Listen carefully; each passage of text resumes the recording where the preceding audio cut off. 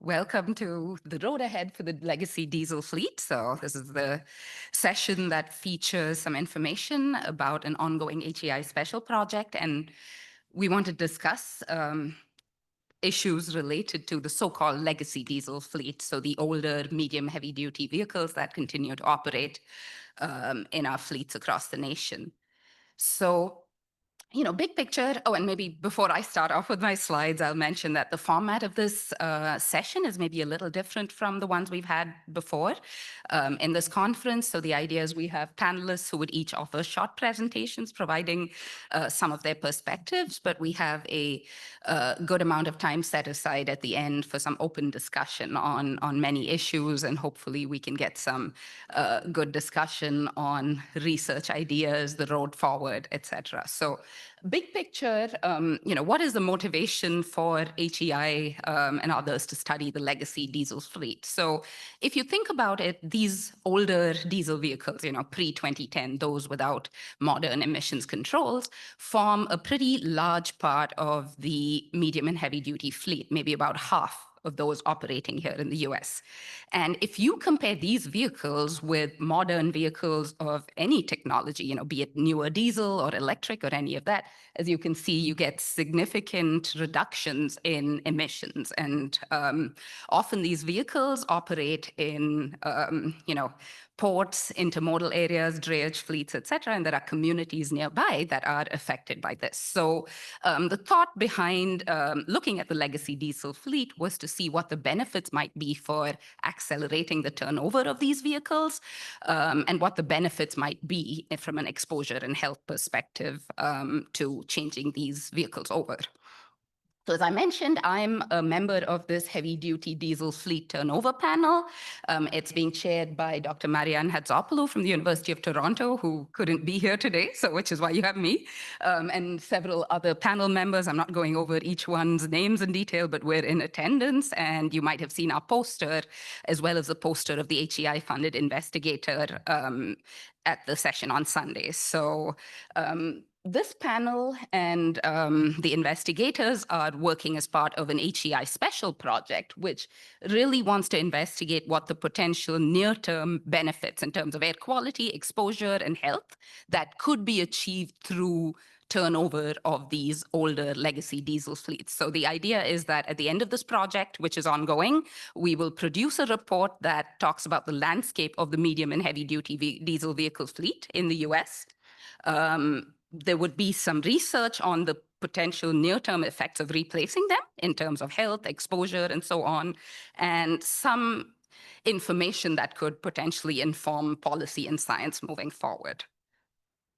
So the study itself, as I referenced, is a case study focusing on the Chicago area. And the PI of that study, Dr. Daniel Horton of Northwestern, is one of our panelists today. So you'll hear a little bit more about that study as well. But today's panel, we're trying to also just talk about the broader issues with folks from both industry and academia. And big picture, the charge questions we gave the panelists was to think about what the main questions and concerns are from their perspective or their sector on the legacy diesel fleet. What are the possible air quality and health effects of these vehicles, these older vehicles? Typically, we're defining them as the pre-2010. And what are some co-benefits and trade-offs when it comes with replacing them with either newer diesel or other technologies? So, the one thing with this panel and the study is that it's not an electrification project. We're trying to be technology agnostic and just take into account the fact that these older vehicles replaced by possibly any other vehicle could give us emissions and health benefits. So, and also look at what the implications might be, positive or negative, for people living in these hotspots. So that's just a little bit about the project and to set the stage for today's panel. And so I'm going to go ahead and introduce our speakers. We will hold questions and discussion to the end. So each speaker has about 10 minutes to present some thoughts about this topic. So I'm going to start by welcoming our first speaker, Ray Minhares, who's a program director focusing on heavy-duty vehicles with the International Council on Clean Transportation, or ICCT. So with that, Ray, I will turn it over to you. Welcome.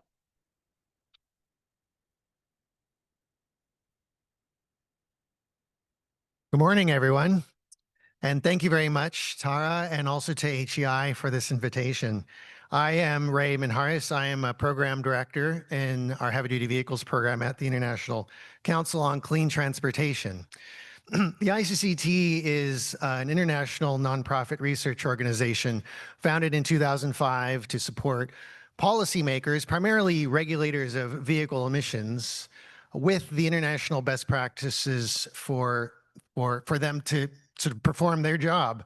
And we have offices now in multiple countries. Our most recent one is now in India. I wanted to focus first on some framing of what we're talking about here. So in 2019, the ICT published some work estimating the global health impacts of transportation emissions. And I pulled from that study a couple of data points. So on the left-hand side, first of all, we looked at the difference between the burden of diesel versus non-diesel emission sources. We estimated in 2015 about 83% of the transportation-related health burden, focusing specifically on the emissions health burden, is coming from diesel engines. And then when we drill down into the national level contributions to that diesel mobile source burden, half of that is coming from China and India. Much of the rest of that is coming from fairly high-income modernized economies. Overall, in this study, we found that about 85% of the global health burden from transportation emissions was coming from G20 countries. Now, to drill down into the United States specifically, we at the ICT have a global stock turnover model. And I just pulled out some data points looking specifically at diesel vehicles in the United States in 2024 and the age distribution and contribution to one specific pollutant, black carbon, from that model. So in general, we find that according to our estimates, about a third of the vehicles third of the diesel vehicles in the U.S. transportation fleet are about 15 years and older, but the share of their contribution to black carbon emissions is about 90%. So this is an illustration of the extent to which a relatively small fraction of vehicles can significantly contribute to the black carbon and other pollutant emissions in the fleet. So just conceptually, the way we think about the impact of legacy emissions is illustrated here. And this is just taken from the documentation of the EPA MOVES model. So manufacturers are designing vehicles to meet a specific emission standard in that first year of life, right? And they're also typically required to also guarantee that emissions performance over a certain period. And so that's a warranty that regulators like EPA will require. But once that warranty period has ended, there's no guarantee that that emission control system will continue to function. And it is going to be subject to continued natural deterioration, accidental deterioration, or deliberate manipulation of the emission control systems.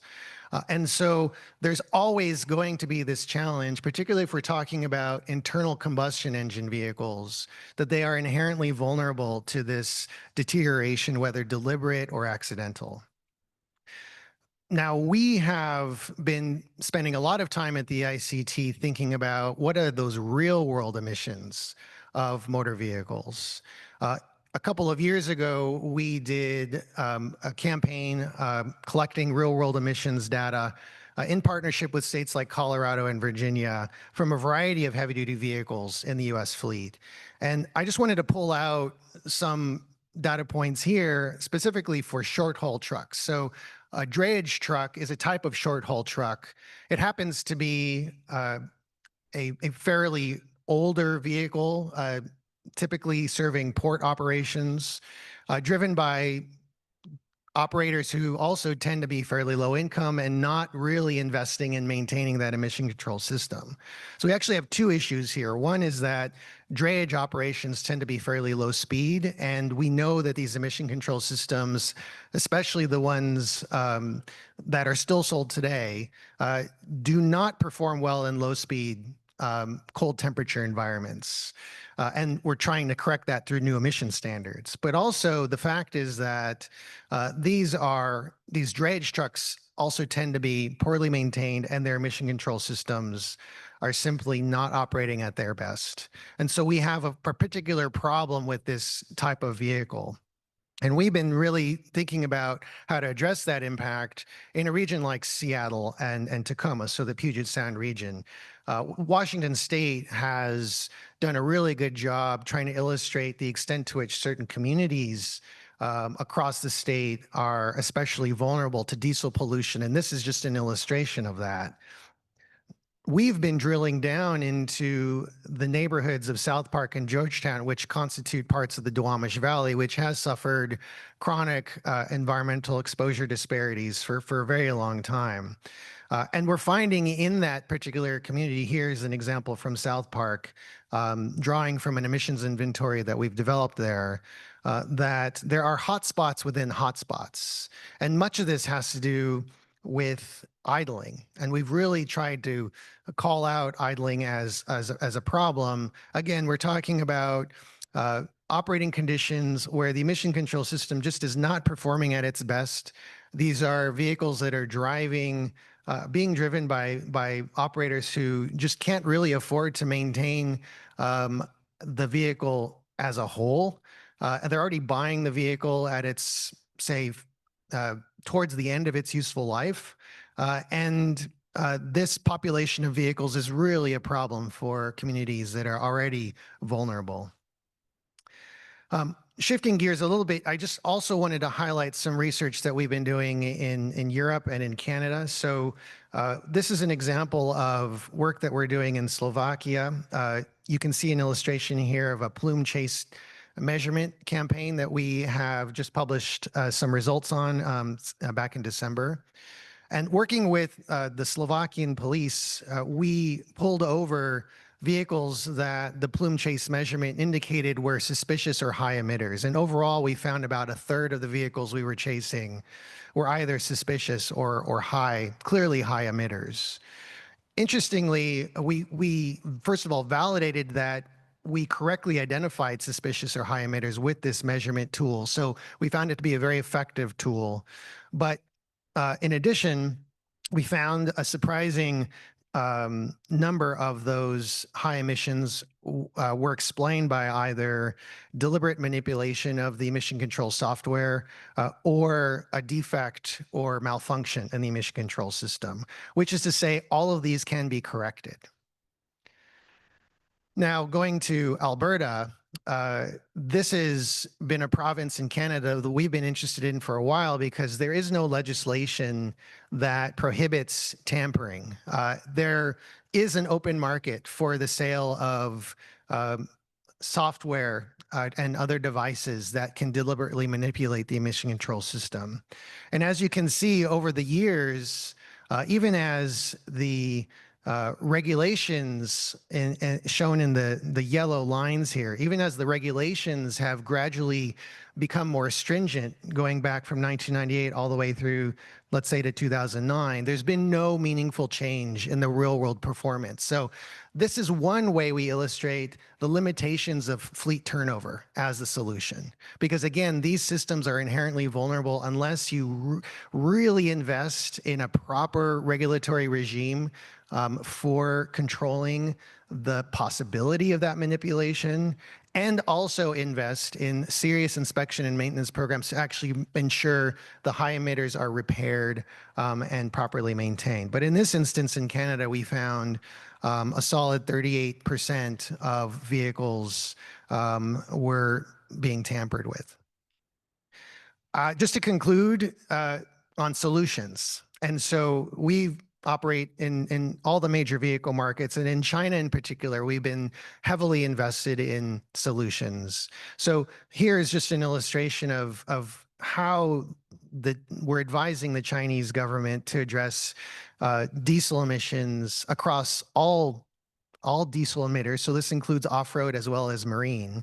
And you can see sort of the wedges and the mitigation potential that's available for these two pollutants. In general, on the NOx engine side, we clearly see the biggest potential for control on bringing in new, more stringent NOx emission standards. But not only that, it also includes proper in-use management programs and other things like zero emissions technologies, which China is a clear champion of. And then on the diesel particulate matter side, because China already has filter forcing standards, it is indeed about getting not only the turnover going, but also ensuring proper in-use inspection and maintenance programs and other programs to ensure that these systems are being properly operated and maintained. With that, I thank you very much for your attention.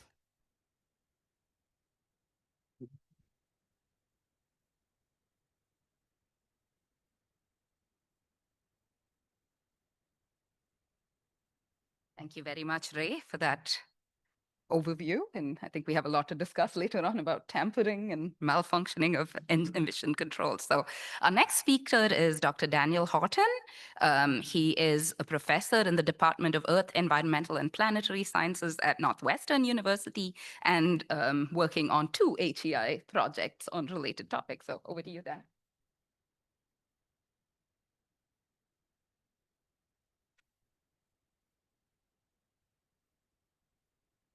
Good morning, and thanks for having me. I haven't been back in Texas in 24 years. I graduated from A&M years ago, so I'm obligated to say howdy, which is our tradition. So yeah, I've been fortunate to be funded by the National Science Foundation for the past 6 years to study the co-benefits of actions taken to reduce emissions of greenhouse gases and air pollutants, primarily in the transportation sector. And so I'm going to start talking about that before I transition to talking about what I'm doing with HEI. All right, so my primary motivation is first to characterize the distribution of air pollutants across Chicago at neighborhood scales.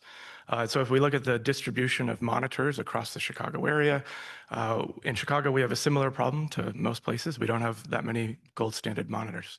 And it's really tough to assess neighborhood by neighborhood distribution of pollution without those monitors.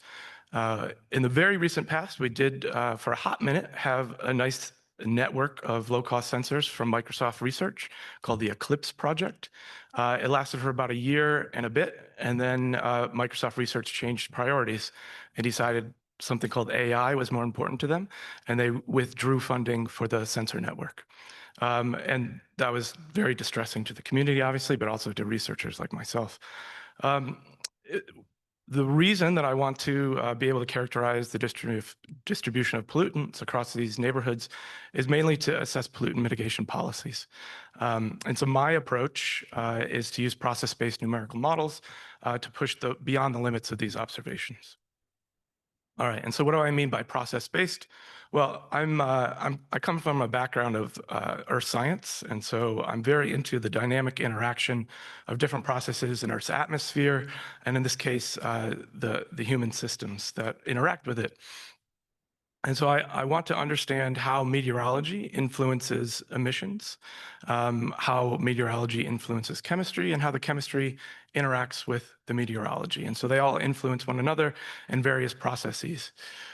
And so to do that, I use one of the US EPA's air quality modeling frameworks.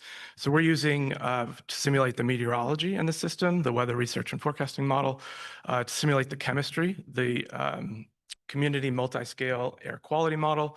And then on the emission side of things, I'm working with the SMOKES platform.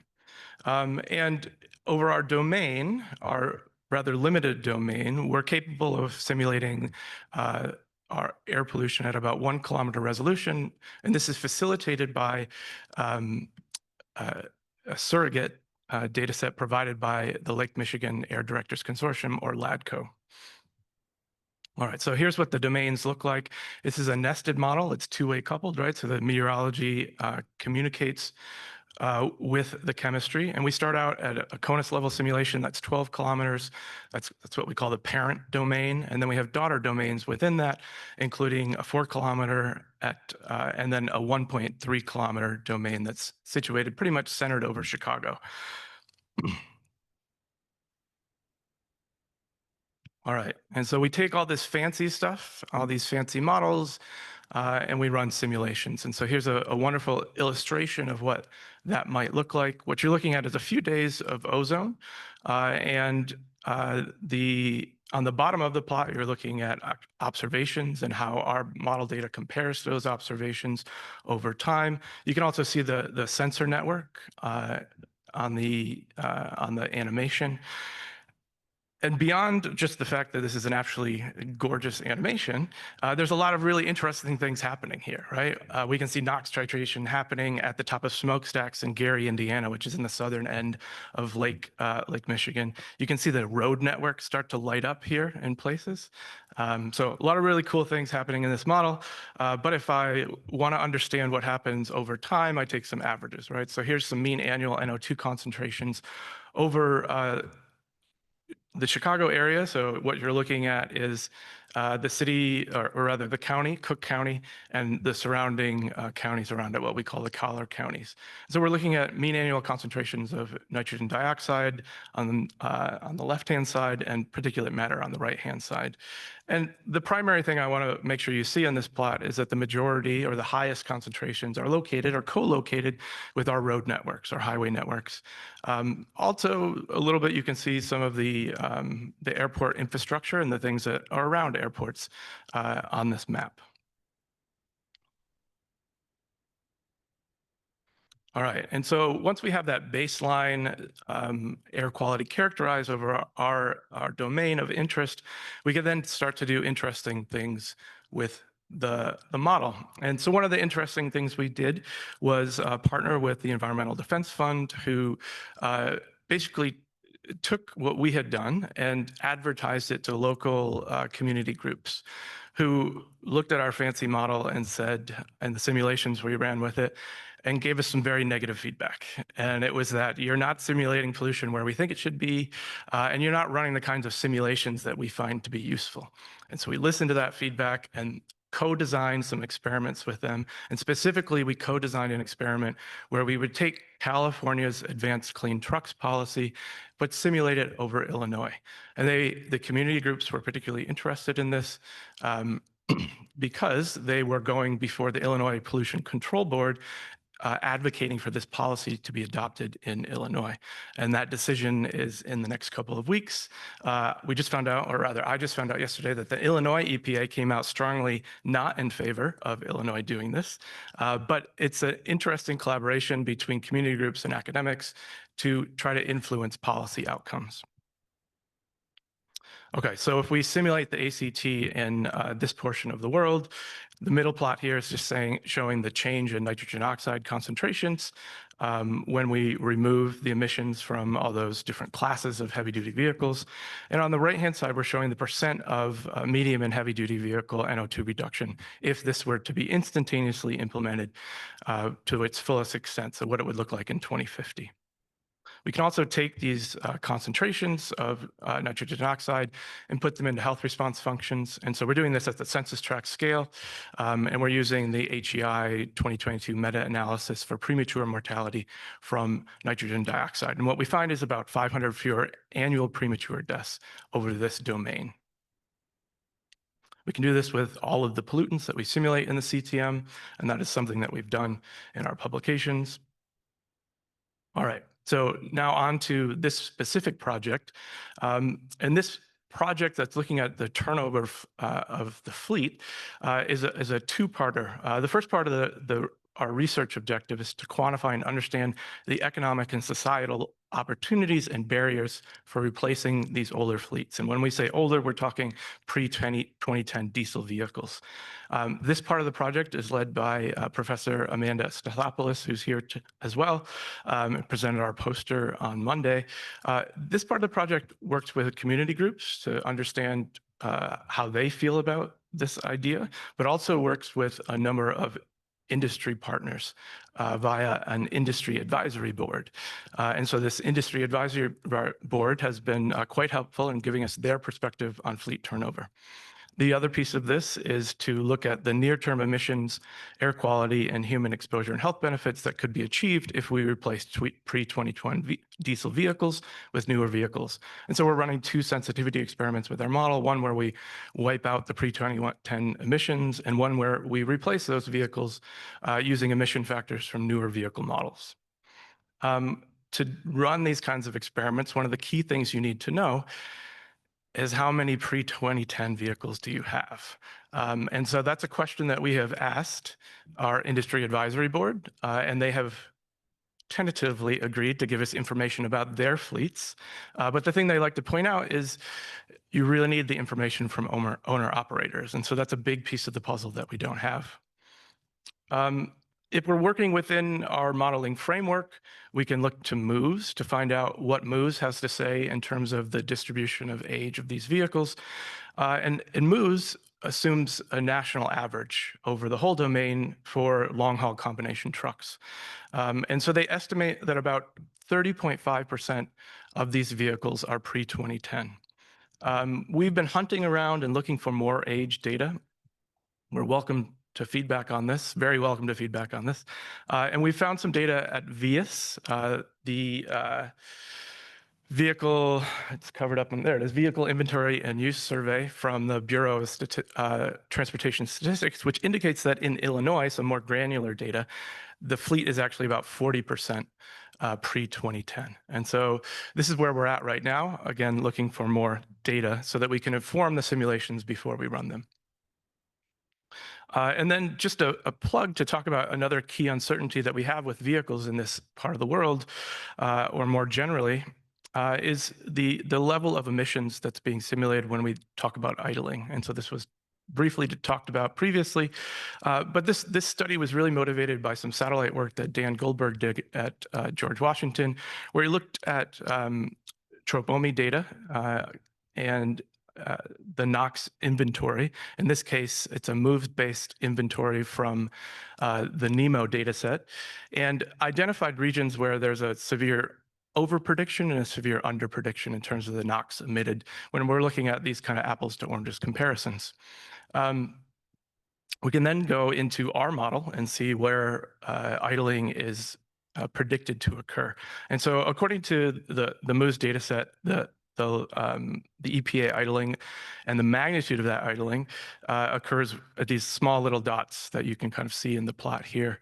And then we have been given access by some local municipal partners to a telemetrics data set, which can also quantify the amount of idling hours that's going on in this part of the world. And what we see is an order of magnitude difference in terms of the total idling hours and where that idling is occurring. And so if you look at the top of the red bar there, you'll notice there's an extra 0 on the observed. That's a lot more idling hours for that part of the world. In addition, you'll notice that the majority of that idling is occurring at places where we know warehouses to be. So this is a CoStar database, a real estate database of where warehouses exist. They're in known warehouse environments and intermodal facility environments. And so this is something we're also actively doing, updating the surrogates in the model to be able to simulate idling at the proper magnitude and the proper places. All right, so in summary, we have some pretty sophisticated models, both physics and chemistry based, where we can characterize the distribution of air quality at individual neighborhood scales. We can use these models to test out policies that we might be interested in or that community groups might be interested in. But kind of a key caveat here is that we really need excellent data underpinning these models. So we need good idling data and we need good age distribution data to properly do this analysis. Thank you.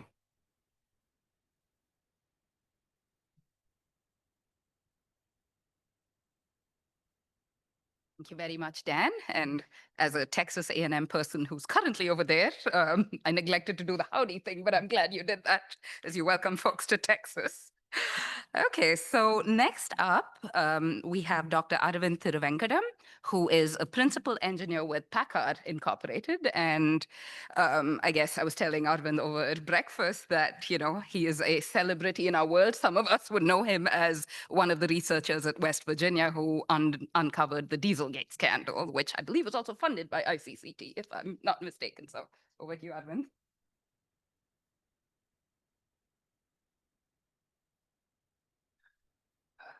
Well, thank you for the introduction, Tara. Happy to be here representing Packard in this exciting panel.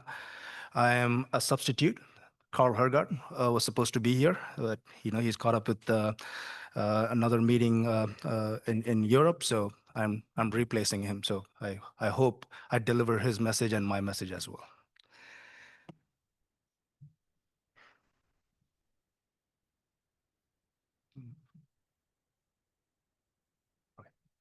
Now, just to introduce about Packard. Sometimes, the name Packard might not ring a bell for everyone, but we are a parent company of multiple divisions that are part of Packard. The most popular, as you all know from a North American standpoint, would be Kenworth and Peterbilt. All the cool-looking trucks outside would invariably be a Kenworth or Peterbilt. In Europe, our partner is DAF Trucks. Our engine division is also based out of Netherlands. So our Packard engines are developed in Europe at DAF, and we have the North American version that comes into the U.S. In addition, we have our presence in Australia, Mexico, and South America, and UK in the form of Leyland Trucks. Packard as a company, we have been around for around 120 years. We have seen technology transition from steam powered trucks all the way to battery electric and hydrogen trucks currently. So, I'm here as a diesel engine engineer, but as a company, Packard is positioned to kind of pivot to any technology that our customers might need and what the regulations might ask us to make. So we are not just a diesel engine and a diesel truck manufacturer. But our core business is diesel trucks, and they have served us well for over a century. And from what we see now and the unique applications of these trucks, we expect them to be around for several more decades to come. And it's quite important because with the emphasis on health effects and atmospheric impacts of these vehicles, it's good to see where we are in terms of the technology of a diesel engine. Now, just to give a quick information about how the emissions regulations have progressed from the early 1980s until now. U.S. is one of the most stringent emissions regulations in the world. And the 2010 US EPA emissions regulation was probably the turning point in introducing advanced cleanup systems into the engine. We had a significant drop in particulate matter and oxides of nitrogen emissions because that's what the regulation demanded us. And to meet this, the traditional diesel engine technology was not going to get there. So we had to put an incremental technology into the diesel engine so that we can get to those very low levels. The table that you see over there is from ACES funded work, where you see the hazardous air pollutants that are coming out of the tailpipe. These are basically air toxics that have carcinogenic potential. And when you see the 2010 engines compared to 2004 and 2007, you see about 99% or 90% reduction in these hazardous air pollutants. It's basically because of the catalyst that we put in behind the engine that pretty much takes out all of these harmful pollutants. This is in addition to the regulated pollutants, which are the particulate matter and oxides of nitrogen. If you see the two pictures at the bottom, that's a traditional, 1986 Peterbilt over there. It's something that, all diesel vehicles are associated with, the black smoke that comes out of the tailpipe. But not sure how many of you realize that when you drive behind a diesel truck these days, that you don't see that traditional, black sooty smoke that comes out. That's because of the technology that's there. We have a diesel particulate filter, which basically captures all that soot emissions that comes out. And of course, we have other technologies, which I'll discuss, that basically removes the oxides of nitrogen, which is potent ground level ozone forming compounds. Now, the academic in me would say that, what you see doesn't mean that you've eliminated all the problem. So, if 1986, you see a black smoke, 2018, you don't see anything, that doesn't mean that the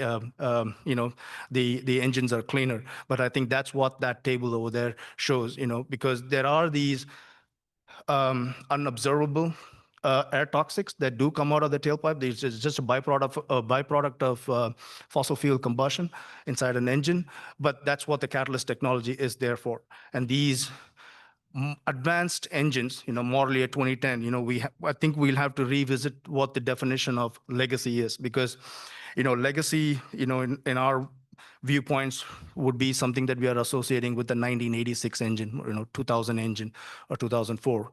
But right now in 2024, the amount of technology that we have put into these engines, that 2010 first engine that came off with more advanced technology is kind of a legacy compared to the engines that we have now. That's how much we have kind of improved continuously. And since between 2010 and now, the emissions regulations hasn't changed much. 2024 is the next landmark emissions regulation that has changed, but that didn't stop any of the OEMs from continuously improving the engines. So from 2010 to 2024, we have gone through a significant changes in engine technology. This is a little bit of a self-promotion and a pat on our backs. This is the cleanest diesel engine that's available in the market. PACCAR was the first to come out with the 50 milligram engine, because that's a 2024 standard now, which is the 0.05 grams per brake horsepower NOx, which was very difficult to achieve. As you can see, the engine is pretty busy over there. And then you have the after-treatment system. So, as engineers, we are very happy to put as much technology as possible into these engines, and we love working on these new advanced technologies that can go into the engines. But from a customer standpoint, we want to keep the engine simple, because ultimately that's what they want: low cost of ownership. They don't want engines to be failing. They want these engines to be running for millions of miles. But it's a very difficult process in the development. And that's why we have all of this rigorous testing that happens. We exercise these trucks over 1 million miles. We go from winter testing in northern Minnesota all the way to summer testing in Death Valley. We kind of exercise the engines over various conditions to kind of test out all these technologies that we have and make sure that all of them are working at almost all conditions. Because I think that is the definition between a legacy vehicle, at least from now, that is the definition between a vehicle that is a high emitter versus a clean emissions. If all these technologies are working together, you have a very clean diesel engine. And it's a very difficult task, because it's very difficult to get all of them to be working at the same time. And we have various ways of monitoring the health and such, but still, it's a very uphill task. Now, legacy versus newer technology. This is in a recent conference that I was in, the Coordinated Research Council's conference. It was a presentation by CARB and also EPA, where they showed that a small population of vehicles are actually contributing to the largest amount of soot and NOx emissions. From a black carbon standpoint, 1.4% of the trucks total population are contributing to about 50%, and then about 3 to 4% of the vehicles are contributing to about 70% of the NOx emissions, which is true. And these small population of vehicles can be grouped into various categories: legacy vehicles, vehicles in which the technology is not working completely because of malmaintenance, and also vehicles that could have gone through tampering. Tampering as in, there is a small part of the ownership which do not like these after treatment systems and advanced technologies. So there are kits available, delete kits available there. You can trick the engine into thinking that has the after treatment system, but you put them in, and it results in very high emissions. But there is a perceived notion that the engine is working better and has better fuel economy, which is again very debatable. In comparison to to ambient concentration, if you look at modern diesel engine emissions, in some parts of the world, the diesel engines are much cleaner than the ambient concentrations. Sometimes, there is this comparison where the diesel engines are considered as huge vacuum cleaners just moving around, sucking ambient PM and, trapping it in their diesel particulate filter. And most of the time, we are operating below the emissions limit. And we are actually fighting most of the time with analytical instruments to actually quantify how much emissions that are coming out of the diesel engine. Because even all the technologies are working, we are actually below the detection limits of most of our analyzers. Now, the common misconception, and this is where the tampering comes in, and this is where the fleet turnover also gets affected. The common misconception is that older engines are better in fuel economy. And I think at this point, we'll have to address that because compared to a 2000 model year engine, a 2024 engine is about 4 to 5% better in its engine efficiency. Although we have crammed it in with so much technology, it's not just for PACCAR or any of the OEMs. If you look at just the thermal efficiency of these engines, they have been continuously growing up. That's because we are in a competitive market and we are all trying to edge each other out. And at this point, we are all certifying to the same emissions regulation. The only defining factor between the different OEMs is going to be the fuel economy. How we are going to sell these engines. My engine is better in fuel economy, and that pushes that efficiency up. We have come up with various strategies. The one part I think is true is that with so much technology into these engines, durability is a concern.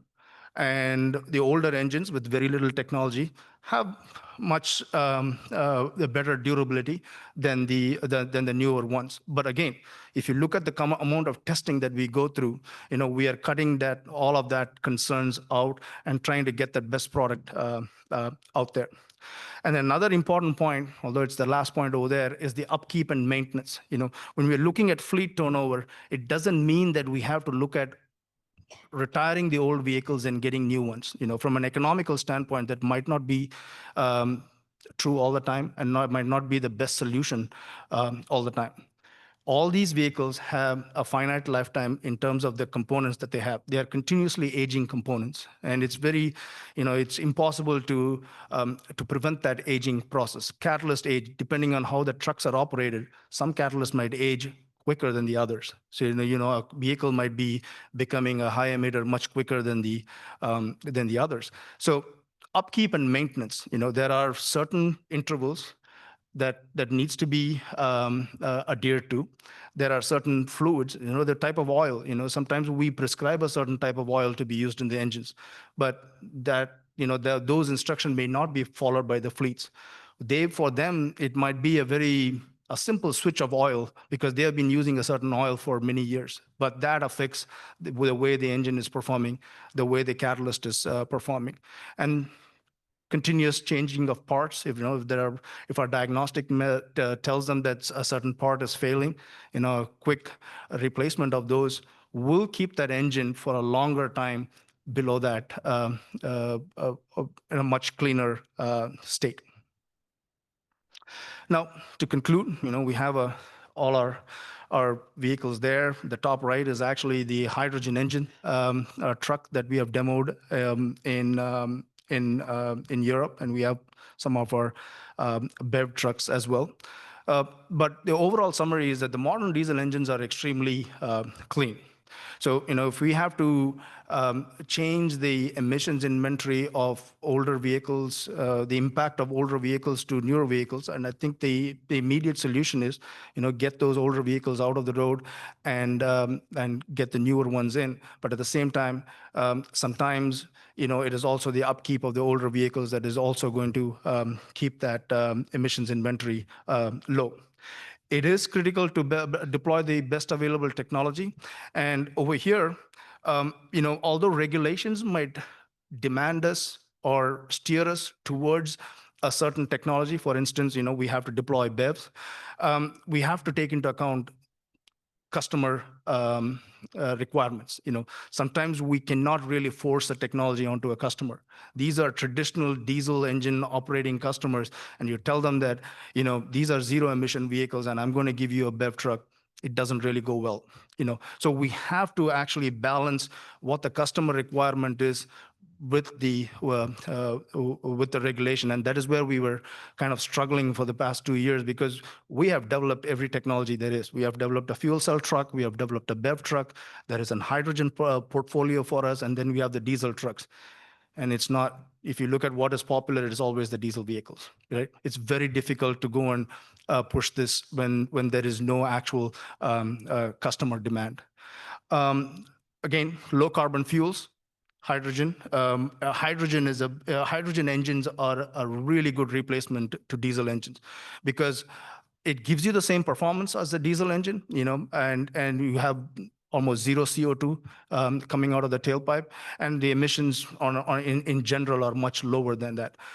Of course, it's a newer technology. You're going to go through the pains of the newer technology being introduced, but it is a much better replacement to a diesel engine than BEV, and it's a very good bridge technology before we go into the full electric vehicle.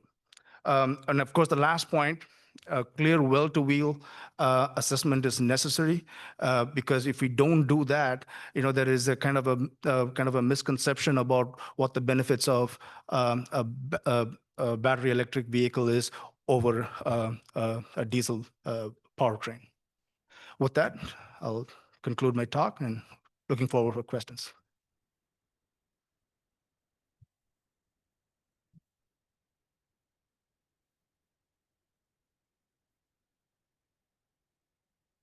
Thank you very much, Arvind, for that excellent talk. And now I'm pleased to introduce our final panelist for the day, Dr. Reagan Patterson, who is a professor in the Department of Civil and Environmental Engineering at UCLA and the PI of the Engineering Environmental Justice Lab. So Reagan, welcome.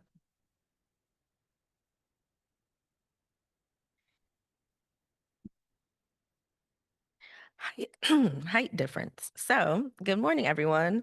It's interesting because for the next 4 years, my lab name will not be able to be put on proposal applications. So you see my logo. I am the PI of the Engineering Environmental Justice Lab. I can say that to you aloud. However, it will not be on any written documents for the next few years. So I'm honored to be here, to have been invited to present today. I now have a clear understanding of why I think I was invited to be on this panel. My presentation ties together several of the ideas that were presented today, while also offering my own perspective, particularly my orientation to this work as a civil and environmental engineer, really rooted in environmental justice work. And so I am an assistant professor of civil and environmental engineering at UCLA. I am the PI of the Engineering Environmental Justice Lab, where my research really focuses on the intersection of air quality engineering, sustainable transportation, and environmental justice. And so for me, I really examine and model the impacts of transportation and infrastructure policies, as well as place-based community-driven interventions on exposure disparities and environmental justice. And so for today, I'll be talking about the benefits and disbenefits of legacy fleet turnover for historically marginalized communities. And so I want to kind of give this broad overview for really what my motivation is for this work. And I draw from a lot of folks who are in the audience. So I'm so happy that you are here, where we talk about and laud how clean air policies have reduced pollution levels, but disparities in pollutant exposures really remain. And historically marginalized groups, as most of us in this room know, are disproportionately exposed to traffic-related air pollution. We talk about racial, ethnic, and socioeconomic disparities in exposure to traffic-related air pollution. Both are very well documented. However, I really want to emphasize that race and ethnicity is consistently shown to be the strongest predictor. And so study after study has really highlighted and emphasized this fact. And so here's a study that found that Black, Asian, and Latinx populations are more highly exposed to fine PM, with the average concentration for Black folks being 13.7% higher than that of whites. And low-income groups are slightly more exposed overall. In 2016, the latest year of the study, low-income groups were 4% more exposed to fine PM 2.5 than high-income groups. However, as you see in the bottom two figures, racial ethnic disparities hold across income groups. And so again, I really want to emphasize, and this is why my work particularly focuses on racial ethnic disparities and exposure to traffic-related air pollution. And another study that draws from colleagues in the room found that people of color experience a 14% exposure disparity in PM 2.5, and heavy-duty diesel vehicles are among the largest sources of racial ethnic disparity and exposure to fine PM. And similarly, we can go to NO2, where another study found that NO2 concentrations in block groups with higher proportions of people of color were higher than in non-Hispanic white block groups, where the mean exposure level for block groups with a high share of Hispanic, Black, and Asian folks were 56%, 43%, and 70% higher than that of low-income white block groups, respectively.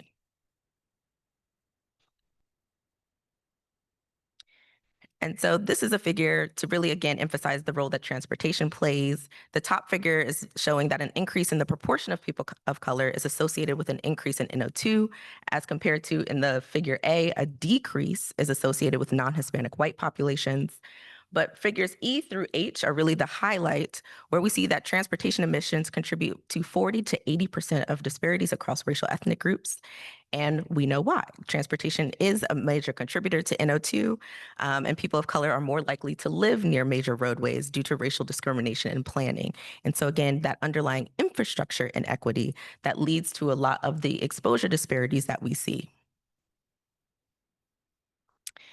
And then disproportionate exposures contribute to disparate health impacts, including racial ethnic disparities in asthma, preterm birth, cancer risk, and mortality. And so this is a study that showed racial ethnic relative disparities in NO2 attributable pediatric asthma and PM 2.5 attributable premature mortality that increased between 2010 and 2019.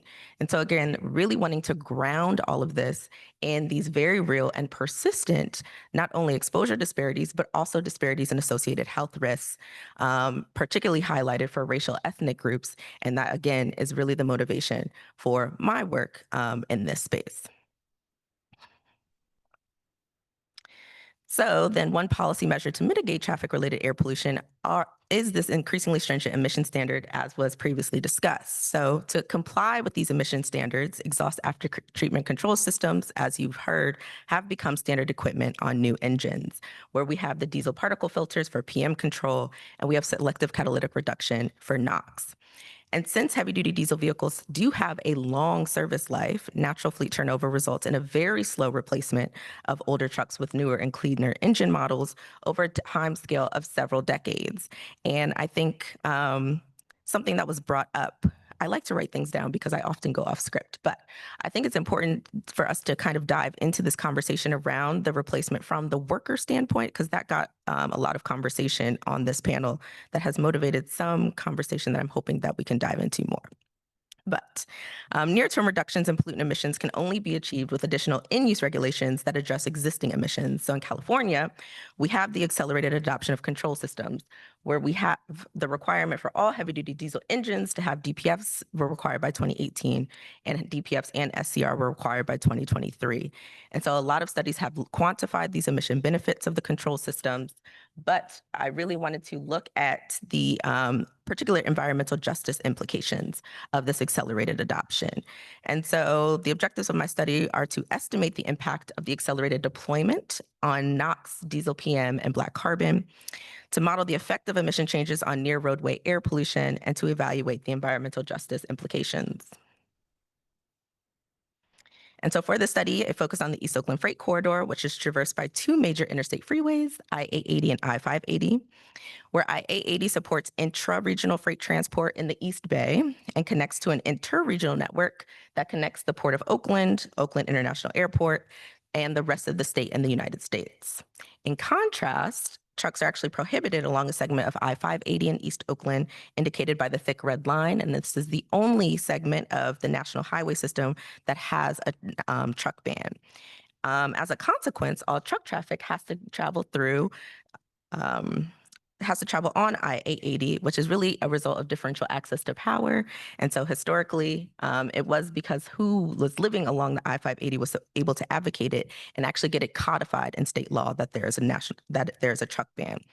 And so I selected study areas that are adjacent to these two freeways, Brookfield Village and Sobranty Park along I-880 and Sequoia along I-580. And I selected Brookfield Sobranty Park because I supported the EPA in their study at an elementary school adjacent to the I-880 that was doing a pollution exposure mitigation study with tree planting. And so that is how that became one of the study sites. And so briefly, accelerated adoption of filters on heavy-duty trucks was phased in between January 2010 and December 2017, with SCR through to December of 2022. So I selected the years of 2010, 2018, and 2023 as my before and after points of comparison, and predicted near roadway concentrations using the R-line line source dispersion model. And while results did show, well, importantly, results show a rapid reduction in absolute disparities. I think it's important to mention, however, that disparities do persist, particularly for NOx. And then in connection with a common theme that has been across the panelists so far, results of the study are based on the assumption that control systems do remain in good working order. And so the EPA's control of air pollution from new motor vehicles, heavy duty engines and vehicle standards rule even addresses tampering and poor maintenance by requiring manufacturers to design engines to prevent operators from reprogramming the engine to bypass or disable controls, and requires engines to provide more advanced notice that the SCR system isn't working properly. And so just to re-emphasize what's already been said, that these justice benefits really rely on the proper functioning of exhaust after-treatment control systems or the replacement of diesel engines with alternatives. And so this study preceded the Advanced Clean Trucks rule, which requires manufacturers to sell an increasing percentage of EV trucks, as well as the Advanced Clean Fleets rule, which CARB, as a lot of you I'm sure know, rescinded its federal waiver request before the current administration took office. But also accelerated fleet turnover is increasingly important with the proliferation of warehouses in historically marginalized communities. Warehouses are major freight truck generators that are disproportionately sited in communities of color. And so I will say one disbenefit that I do want to put in here of this transition is that it's often actually used to help rationalize this phenomena. I was recently giving a talk where after my presentation, someone commented, well, at least the trucks that are going through will be cleaner in a community that is currently being inundated with warehouses, new warehouses. And so I really want to address kind of these underlying causes of these persistent air quality exposure disparities by really looking at the infrastructure, the transportation infrastructure that facilitates the growth of warehouses and the resultant air quality impacts on frontline communities. And so that is some forthcoming work, but really looking at warehouses, not just measuring air pollution, but also really understanding how these impacts are being facilitated through our infrastructure and development investments. So to conclude, we do see that policies that accelerate legacy fleet turnover do help, are essential for achieving these near-term reductions in pollution and associated health risks. Importantly, warehouse growth is really increasing the urgency for the need for this diesel fleet turnover. And again, the underlying root causes is really where my work comes in to address this. And with that, I thank you.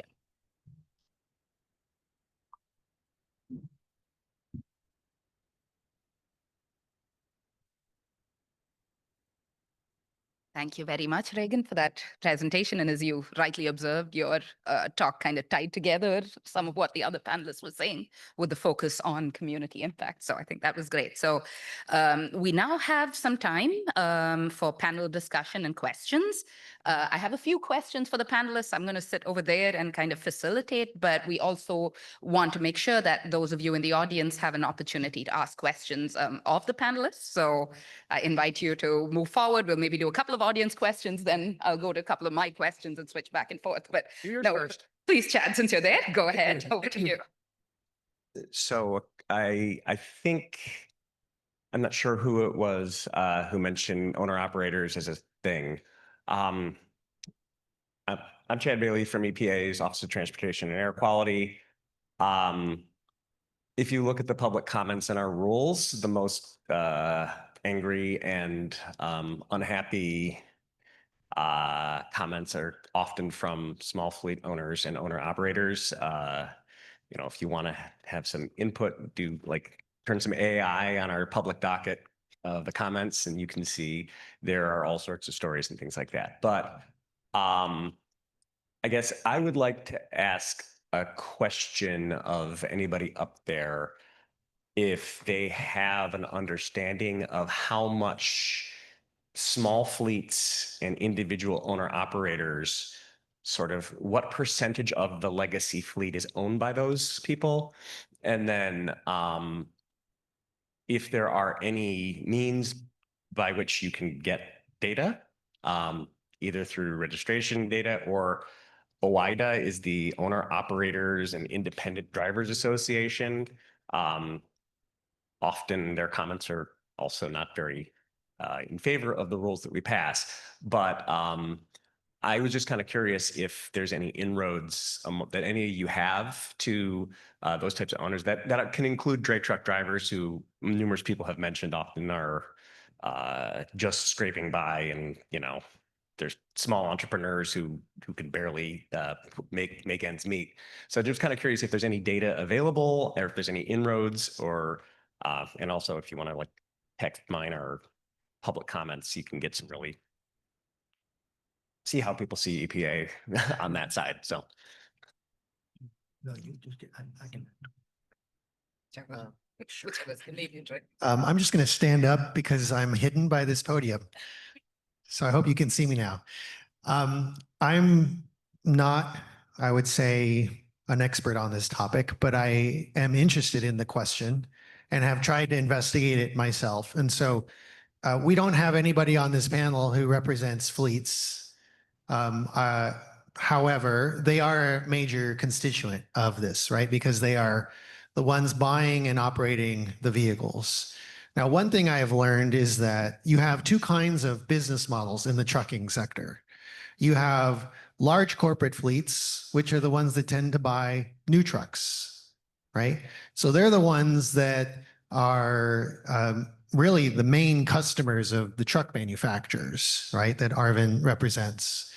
But you also have the smaller independent owner operators, which tend to buy the vehicles secondhand or third hand or fourth hand, right? And so I used in my presentation the example of the drayage space. It's typical in a place like the Puget Sound region for a driver to say go up to Seattle for a fishing, go up to Alaska for a fishing season, earn $60K, and put that money down on a used truck. That becomes their livelihood. And they're looking for the most affordable truck they can get. And that will be a truck that costs maybe $50,000, maybe less. A new version of that truck might go for $160 to $190, right? And so it is surprising, I would say, that EPA gets these types of comments, particularly because these are not, at least the small fleets are not the ones that are actually buying the new vehicles. It's my understanding. And in fact, it's the turnover that benefits them, because you need the new buyers to be bringing into the transportation fleet the more efficient and the cleaner vehicles that actually reduce their operating costs. I would say you wanted to respond to that. I Okay. can tell you one thing, I'm not taking any sides in this debate, but one of the things that people complain about is intellectual property on the emission control devices means that people can't fix the trucks anymore. The small mechanics and independent fleets can't fix their own trucks. They have to go to the dealer. So that has made a lot of people very unhappy. I don't think we have the right to mandate right to repair. So that's usually handled at the state level, but that's where we hear that comment a lot. Yeah. Right. No, and I've heard that as well. Just on where to find data, I think the American Trucking Association has some statistic that I've seen on their website that, I don't know, something like 90% of trucks that they represent. So I think mostly the tractor truck segment are fleets of 50 or less, something like that. That's the general impression I remember from that. So I hope that answers your question. Also, just to add, Ray's reply there. So when I was preparing for this panel, that was the first thing that I tried to find out, how much of these legacy vehicles are operating. It's very difficult. There's no numbers there.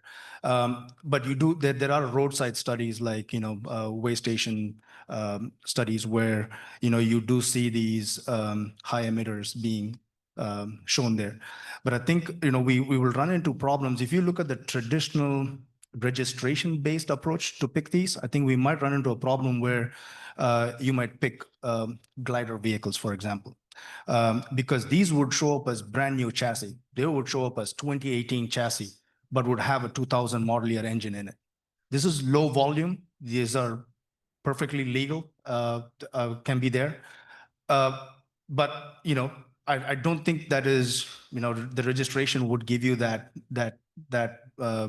information. And with respect to the intellectual property of it, I think the problem that we would run into is the skill set required to fix these complex systems. And, it is very difficult to train the entire workforce to fix a Cummins, Packard engine, Volvo engine, Navistar, everything, right? I mean, we all have different platforms. There's different things that are going on. The control strategy is different. And that's why the dealer networks play a very important role in fixing these vehicles. There is not like a one-stop shop where, like a light duty vehicle, that has been a very homogeneous technology throughout the different light duty manufacturers. It's not the case for diesel vehicles. And I would like to add a little perspective on the owner operator. I think we need a little more empathy and understanding what they're actually experiencing and going through. And so, yes, since they're buying used trucks, they would benefit by, if you accelerate the new, then you have the trickle, which a lot of new studies I know are focusing on used in that market.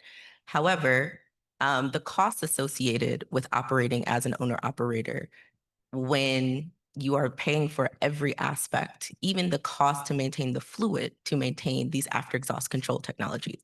And so I would offer that, yes, they benefit, but I do not think we have adequate funding mechanisms because of deregulation in the trucking industry. If folks really want to talk about policy, the deregulation of the trucking industry is the issue when it comes to owner operators and the costs that they are forced to bear in the trucking industry. So if we really want policy solutions, we have to have, how do we adjust this? California tried, got sued. And pushed back when they tried at the ports of LA and Long Beach, because they organized, because this is an issue. So it's not that owner operators are like, hey, I want to pollute. It's owner operators are saying, I need to also still somehow have income when I go home. And so how do we ensure, if we want owner operators, and labor and environmental justice is often seen as being pit head to head because of labor justice and environmental justice, but if we really want to have these overall reductions, we need to figure out how to integrate labor into this work, because it is, they go through a lot. And interestingly also, and importantly, a lot of these owner operators go back to the same EJ communities and live in the EJ communities that we are studying. So no, they do not want to disproportionately impact their own home and their own children, but the mechanisms are not there. And they are the ones that actually are the crux and the key to accelerate the fleet turnover. And so I think, again, it's great to have a manufacturer here. I think it would also be great to have an actual owner operator, because they are the missing piece to have an advanced environmental justice when it comes to fleet turnover. And if I could just take a moment to plug my project and and my colleague over here, Amanda, who's in the second row. Part of our project is working with our industry advisory board, and we have never gotten so many good ideas on how to talk to the owner operator fleet than talking to the industry advisory board. They are very interested in getting their perspective. The other piece I'll mention, and we basically stole your idea to take AI and turn it onto the comments. Amanda has a project that does this and organizes them based on who's making the comment and what the sentiment of their comment is. And so if you're interested in that, she can fill you in. Thanks everyone for your input. My bad. Okay, so we will do one audience question followed by Yeah. maybe one from me, but go ahead. I had a comment for Professor Horton. Thank you for looking into Cook County. I'm originally from Cicero, so thank you. And the question I had was similar to the discussion. Do we have sufficient experts to maintain these fleets? So like trade schools, are they getting, are they teaching about this new technology? Is there a way that we can support like those community colleges or trade schools to make sure that their students come out ready to fix the new technology that comes out? Well, great question. Skilled workforce is always a problem.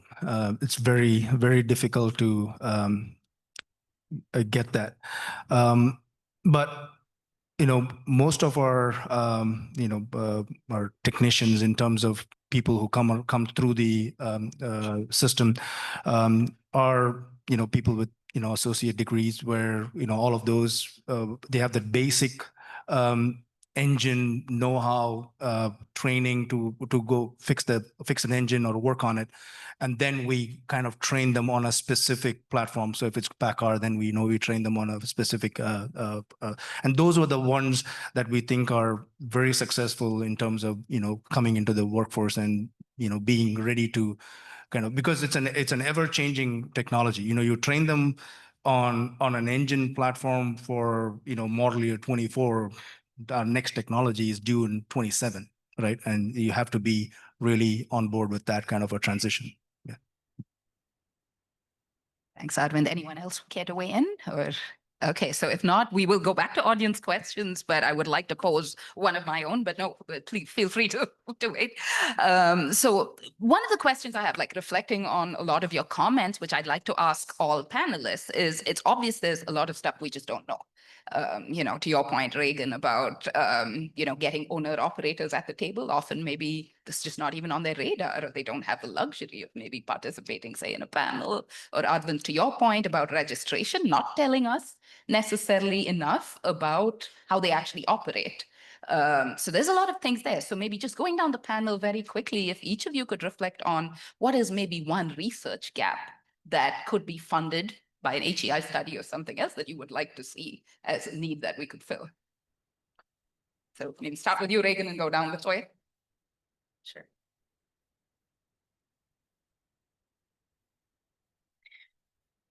So I had a previously developed answer, but I think from this conversation, I think one of the research gaps I think that could be filled is what kind of mechanisms would support owner operators in the fleet turnover. I think, even though I know that's not HEI's primary thing, but I think that is, and their operation, because they are the ones that actually maintain. And so much came around maintenance and tampering. And so really understanding the role of maintenance and tampering in emissions. The one that I also wanted to address is really what are the root, I think, understanding the drivers of inequities of legacy fleets. I think a lot is around quantifying the issue A lot less has been around quantifying the drivers and the mechanisms that facilitate the issue. And so a lot of, I think, papers will identify it, papers will mention it, but papers really don't look and assess it. So looking at the real drivers and root causes of a lot of these persistent exposure disparities. Yeah, I guess I'll put my modeling hat on. And, one of the things that we do that's a little bit different than what our model was designed to do is go to spatial resolutions that are very high. And when you're thinking about emissions and emission sources, the higher resolution you get, the more it matters precisely where those emissions are coming from. And so the more we dig into the emissions data sets, the more we find, assumptions that are made at the county level or at the national level that don't necessarily fit with our specific area. And so I think any work in that area could be helpful. And certainly the age data would be really helpful. But I think from our work working with community partners, specifically the folks on the west side of Chicago, they've kind of taken it into their own hands to gather data. And so folks like El Viejo count trucks in their neighborhoods. And so they have people stationed at all the intersections and they're counting trucks because there's so many in their neighborhoods, and that's the way they're gathering that data. We were fortunate enough to be given this telemetrics data set. So the data exists, it's out there, but we also have been told we're not allowed to reveal the name of the company that gave us the telemetrics data set. And so that kind of granular information is really important for getting this neighborhood level characterization. So if you look at many of the, even the work that Dr. Horton showed us and such, we always look at these hotspots, and these hotspots are always focused in, urban areas. And if you associate them with truck traffic, it also happens to be the regions of operation where the trucks are at the slowest, extreme idling. I think Ray also showed that, high amounts of idle and such. And even the most newest model trucks that we have will suffer from higher emissions during these slow speed operation idle, because the catalyst, it's just from the physics standpoint, we don't have enough temperature for the catalyst to take out the emissions. But we have, at least from the model years that we have now and that's coming up, we have worked to kind of beating that trade-off and high emissions event. I think what would be nice is, most of the, emissions factor modeling and such, like even MFAC for CARB, they kind of tend to use a certain technology or after treatment configuration, say it's the diesel particulate filter and SCR, and they have a speed correction factor because they know how these after treatment systems are working at 20 miles per hour versus 50 miles per hour. And that's how they model what the future emissions trends are. But I think moving forward, we have to account for these newer technologies that are coming in, which have been designed to work even at that lower vehicle speeds, or even in idling. We are almost near zero, even in those conditions. It will help to kind of factor in those newer technologies and kind of rerun those models to seeing if there is how does it compare with the battery electric vehicle technology? Are we now closer towards a zero emissions vehicle kind of an output? Because obviously, we are not against the movement towards battery electric. I think eventually it will. I think eventually the entire transportation will at some point move to a battery electric, but the transition is important. We cannot accelerate that and, put the owner operators and many of the customers into that bind where they are forcibly using a technology which is affecting their revenue as well. So I think that's the important part. I'll just stand up again. It's good to get some exercise too. Very simply put, I think I would like to see a study into the costs of the legacy diesel fleet. Who bears those costs, right? So you can look at it from the kind of population perspective, and you can look at it from, the health impact perspective for sure, but to monetize that health impact and to really drill down to who are the individuals that are breathing this pollution and to what extent are they the victims and also bearing the burden of this technology. And I think there are two dynamic parts of this as well. The first of it is, I don't think legacy in quotation marks is a fixed definition. Vehicles are always getting older, right? There's always a next generation, which becomes the oldest generation, right? So I think we need to get a little bit more precision into what is legacy, right? Which segment of the population, assuming it's a constantly evolving population of vehicles, is the legacy fleet? That's one thing.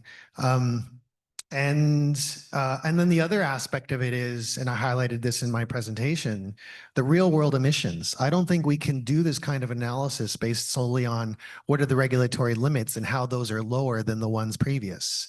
I think we have to do this analysis based on what are the actual emissions and concentrations and exposures from the actual performance of the technologies. And again, I think that's dynamic because it's hard to predict. We thought that the most recent generation of technologies would deal with issues like tampering, right? And there's always some innovation. Somebody's always figuring out how do we get around this, right?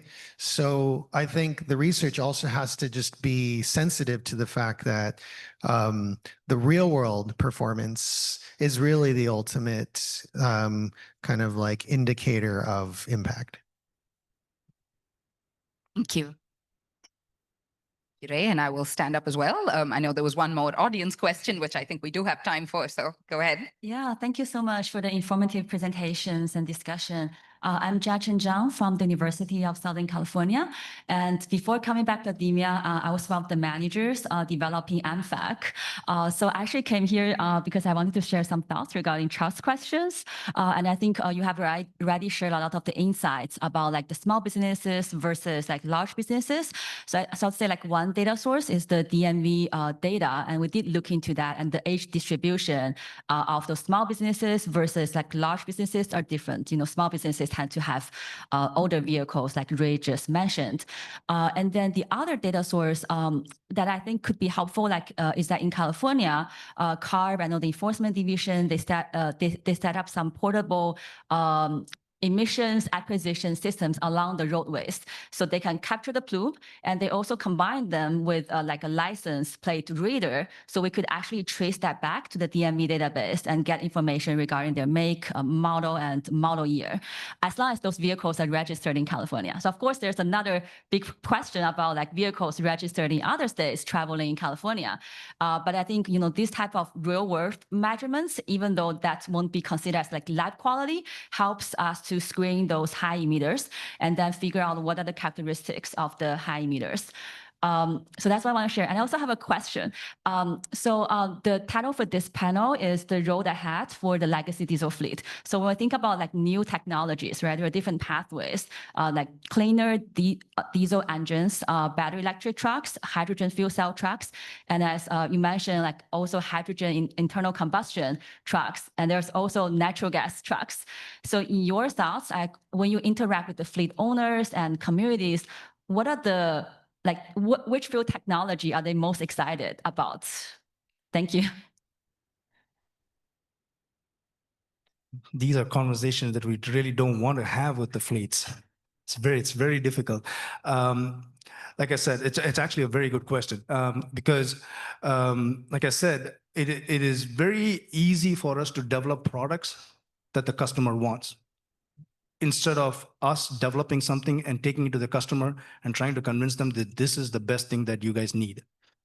And that's the point that we were with the battery electric vehicles and with the fuel cell vehicles. Because it is not just that putting the trucks out there. It's also, we have to answer their questions about infrastructure, right? How are these people going to charge these electric vehicles? Where are they going to get the hydrogen for the fuel cell vehicles? And of course, there is the traditional mentality about the performance of the diesel engine that cannot be replaced by any of the technologies that we have. For light duty vehicles, it's completely different. I think light duty vehicles, battery electrics exceed the performance of internal combustion engines, but it's not the case for heavy duty vehicles. So to answer your question, the things that they are most interested about is maybe an internal combustion alternative to diesel. That's what they will first get excited about. You can tell them that, okay, there are certain mandates coming in, you might have to transition from a diesel vehicle to other fuels. And then the question will be, okay, what is it from an engine standpoint that we have? And then we can say, hydrogen engine is something there. But again, the question comes about where are they going to get the hydrogen from? There are other niche fuels, which I think that are being researched, but I don't think it is, again, in the pipeline or in that infrastructure question that can be addressed. There are other fuels as well. Ammonia is being discussed as a fuel. Methanol is being discussed as a fuel. And all of these is, they all come under the low carbon fuels, but I don't think they can meet the supply chain of what the trucking industry needs. Fuel cells, it is, again, from an efficiency standpoint, fuel cells are nowhere close to an internal combustion engine's efficiency. They're very low. They are highly susceptible to poisoning from, you need the purest form of hydrogen going into the fuel cell, which again is not something that we can deliver right now. So in short, an internal combustion alternative to diesel will probably excite the customers the most. And also, to add just another part to your earlier comment, as PACCAR, when we bring new trucks to the market, we are also worried, or not worried, we are also keeping tabs on the resale value of our trucks. A lot of the owner operators that we say, they actually buy used trucks. A lot of the bigger fleets, they don't have their trucks more than 3 to 4 years in their fleet. That's their turnaround time. 3 to 4 years, they're asking for newer trucks, and which is good from a trucking truck manufacturer standpoint. We know that we have a cycle of 3 to 4 years where we are going to be selling new trucks. But at the same time, the trucks that we produce, the engines that we produce, should not lose their value, because that's a good resale value. A downside to that is when these trucks go into the resale market, they also get out of the dealer networks very quickly. So that means you are now moving the maintenance of these vehicles from an established dealer network to the individual owner operators' hands, which again could also, these are not old trucks. 2018 trucks right now would be in the aftermarket sales kind of market. So those would be out of the dealer networks, and they'll be left to for them to be maintaining it, unless and otherwise there is an engine derate condition where there's a check engine light on for like several months, and finally the engine says, well, you've had enough, I'm going to derate your engine. They're not going to take it in. They're going to run it with the check engine light. But the larger fleets, they don't like the check engine light. We have something called as a metric in our organization called the lamp on time. We are always monitoring all our trucks for lamp on time. The lamp on time is that when the dashboard light check engine comes on, and we have to maintain that less than 1%. And our telemetry is kind of monitoring all of this. But that's only for large fleets, and we do not have this number once it gets out of that dealer network. Thank you very much, Arvind, and thank you all the panelists. I'm really sorry, but we are past time, so we are unable to take any more audience or panel questions. But hopefully during the break and after the session, everyone's around to talk, and some of these discussions can continue. So please join me once more in thanking our panelists for their